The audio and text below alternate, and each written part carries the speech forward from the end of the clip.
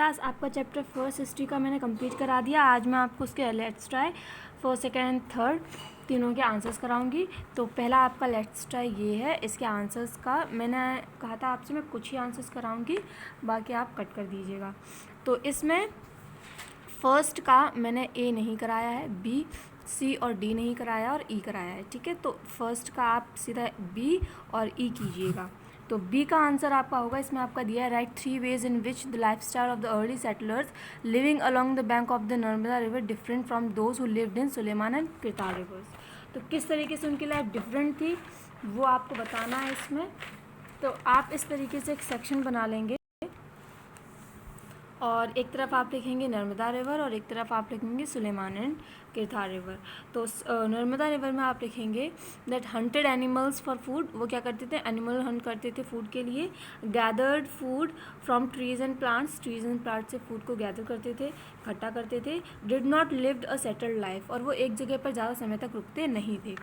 ठीक है, वहीं पर सुलेमान और किरतार रिवर की बात करें हम, तो वहाँ पर जो लोग रहते थे, reared animal to get food, वो क्या कहते हैं उसको, उनको पालते थे। ग्रू देयर ओन फूड, खुद खेती बाड़ी करते थे। लिव्ड अ सेटल लाइफ, और एक जगह स्थित रहते थे। ठीक है, एक जगह दूसरी जगह घूमते नहीं थे, स्थिर रहते थे एक जगह पे। और ई का जो है आपका question, how did our country, आपको वीडियो में नहीं दिख रहा होगा, how did our country begin to be referred as India. तो कैसे शुरू हुई, our country begin to referred as India after river Indus. The Iranians and the Greek who come to India call the river as Indos और the हिंदोस। तो बाद में जाके Indus हो गया, इंदस के नाम पे इंडिया पड़ गया।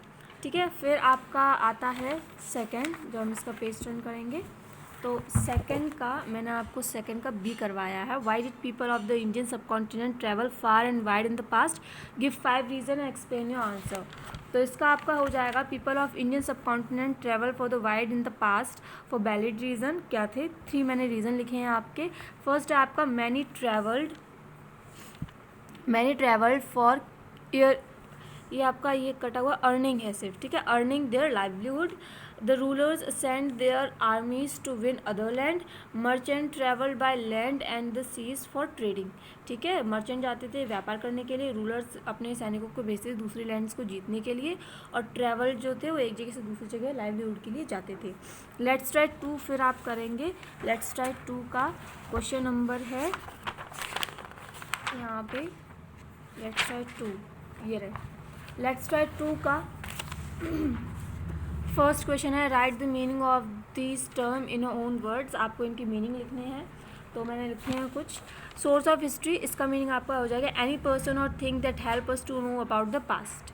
ठीक है, ये आपका फर्स्ट का हो जाएगा, any person or thing that help us to know about the past. Second, manuscript, book written by hand, जो किताबें हाथ से लिखी गई हैं उन्हें हम मैन्यूस्क्रिप्ट्स कहते हैं।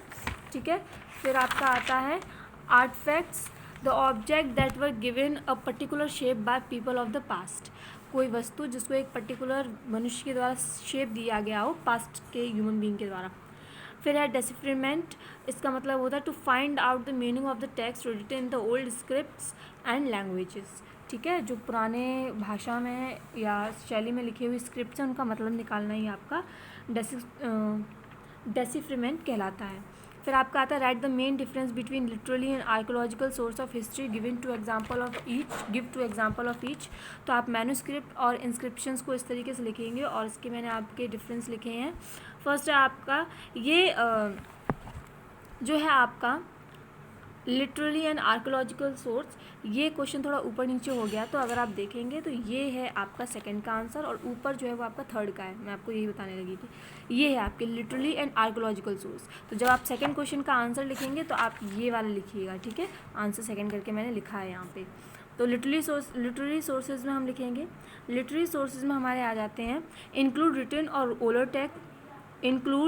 और oral text about the past. ठीक है, इसमें आप लिखेंगे कंसिस्ट ऑफ द मटेरियल और ऑब्जेक्ट मेड और use by the people of the past of history, जैसे मॉन्यूमेंट्स, कॉइन्स। और इसमें आप क्या जाएंगे, फोल्क स्टोरीज, कि आपको समझ में नहीं आ रहा हो तो फोल्क स्टोरीज। ठीक है, लोक कथाएँ जो होती हैं, मैन्यूस्क्रिप्ट्स, ठीक है, हाथ से लिखी हुई जो होती हैं वो। तो ये लिटरली और आर्कियोलॉजिकल सोर्स में डिफरेंट था।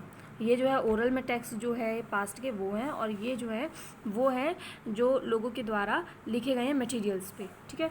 अब या मटेरियल्स से हमें जो सबूत प्राप्त होते हैं। फिर आपका क्वेश्चन आता है, तो ये आपका इसका था क्वेश्चन का आंसर। अब आपका आता है written any two difference between manuscripts and inscriptions. तो मैन्यूस्क्रिप्ट और इंस्क्रिप्शंस का आंसर आपका ये रहा, आंसर नंबर 3। तो written on soft material such as palm leaves, paper of bark of trees, soft material पे लिखे जाते थे ये, जैसे आपके ये ईजिली फेजिबल थे, ठीक है। और आपके इंस्क्रिप्शन क्या थे, ये हार्ड मटेरियल या रॉक पर कार्व किए जाते थे, can not be easily damage, और इनको आसानी से ख़त्म नहीं किया जा सकता था, ठीक है। लेकिन ये आसानी से ख़त्म हो, क्योंकि लकड़ी के बाग पे मान लीजिए गल गए या कुछ हो गया तो ख़त्म हो जाएंगे, पाम ट्री है गल गए ख़त्म हो जाएंगे, लेकिन ये ख़त्म नहीं होते थे। अब इसके बाद आपका नेक्स्ट आता है which literary sources of history would help to know about the lives of the common people, written और oral, give a reason for a answer. कौन से हमें हेल्प करेंगे, रिटन या ओरल? तो oral sources of history would help to know about the lives of common people because the oral source deal with the everyday life of the common people. तो जो oral source होंगे, जो एक दूसरे से जानकर जो हमें प्राप्त होंगे, वो ज़्यादा एक्यूरेट होंगे। नेक्स्ट क्वेश्चन है आपका, 5th मैंने कटवा दिया, 6th है आपका, how is the nature of the work of the archaeologist different from that of a historian. तो फिर से आप इसको सेक्शन डिवाइड कर लेंगे, जिसमें आप एक तरफ आर्कोलॉजिस्ट और एक तरफ हिस्टोरियन लिखेंगे। आर्कोलॉजिस्ट का वर्क हिस्टोरियन से कैसे डिफरेंट है वो आपको बताना है।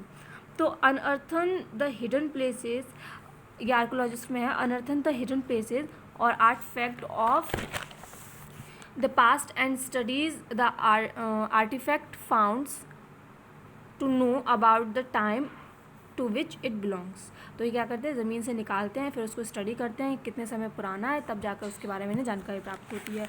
हिस्टोरियंस क्या करते हैं, historian use literally and archaeological source to rebuild the past. वो लिटरली और आर्कोलॉजिकल दोनों सोर्सों का इस्तेमाल करके एक तरीके से पास्ट को दोबारा जानने की कोशिश करते हैं। अब आपका आएगा let's try third. Let's try third में छोटे छोटे क्वेश्चन हैं आपके, ये तुरंत हो जाएंगे।